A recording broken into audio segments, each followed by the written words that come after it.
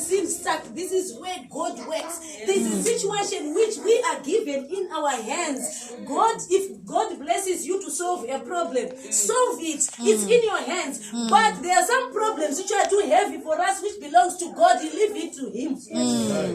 Glory. Burdens are lifted at Calvary. At Calvary. If the burden is too heavy for you, it's not for you. It's for God. You must have that knowledge that this is too high for me. You have tried to pray for the problem child. You have tried to make him go to counseling. It's not working. The child is just naughty. You have tried. This husband is not giving me money. This husband is not doing this. This wife is not cooking for me. This child is not respecting me. Hey, when it's God who created that husband. It's God who created that child. It's God who created that wife of yours. Leave it to God. God to make a way. God, glorify Him in every situation. Our God is a very good God. Right. Our God is a very good God. So Moses took the children of Israel, and then he went.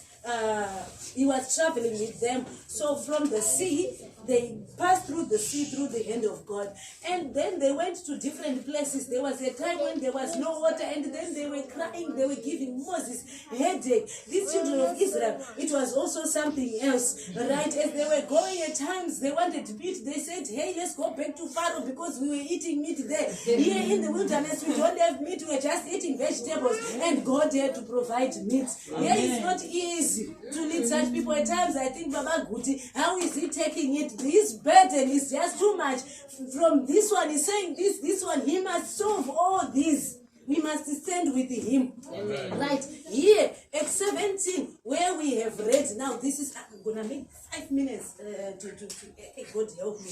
Right here, where they arrive now from the sea, from crying for meat, of crying for water, at Rabbah, what all those places. Now they came to a place called the Rephidim. Remember, these children of Israel now had walked. So as they had walked, they were tired because of the journey. And at times, you see, they are crying, they're hungry, the stomach has got nothing. So they come at a place called Rephidim, where we have read. And then they were tired, they wanted to relax. Rephidim is a place of relaxation. At that time, Joshua was also amongst the leaders. What does Joshua mean? In the Bible here, right, when I get it, right.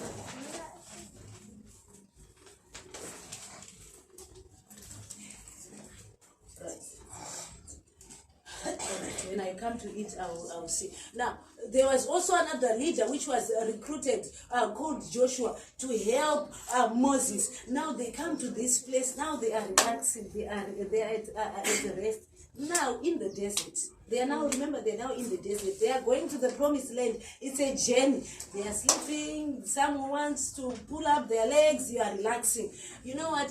In the desert, they are not the only ones there. There are some people who have occupied their territories. There are some people who are watching them in the desert.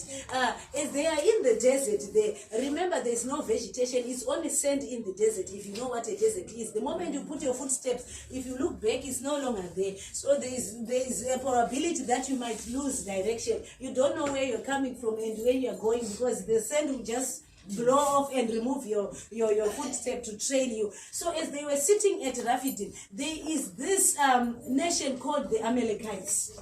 The Amalekites, you know what they did? They come, they attack Israel from behind. They did not come, warriors, you know what warriors do? They do not do shortcuts. Warriors face you face to face. Those people who attack you from behind are not good people.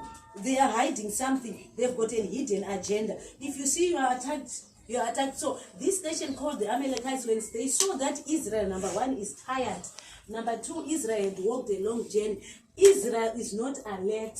Then they come from behind, they attack, called the Amalekites. If you look at the Amalekites are a type of nation which was a special people. These people, if you read their history, they are sorcerers. when they are fighting, they don't fight with a natural sword. They use magic in fighting. And when I was researching, I noticed that when they were fighting, they could turn into an animal to escape the fighting. So it's not easy to conquer the Amalekites, because the moment you want to attack them, they change into something else, or they can even change into a fly.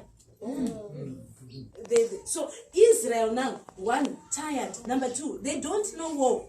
They were not trained to do battle. But now Amalekites, this type of people, sorcerers, magicians, weird, who are sneaky, they are coming to attack them. Now this type of a battle, even if you look for spears, you won't win. Because you can't hit a fly with a sword. They will turn into anything so that they can be able to sneak away. So you know what, when Moses realized that this type of people are attacking them, it's no longer a battle that is simple. It now needs the hand of what? Of God. Now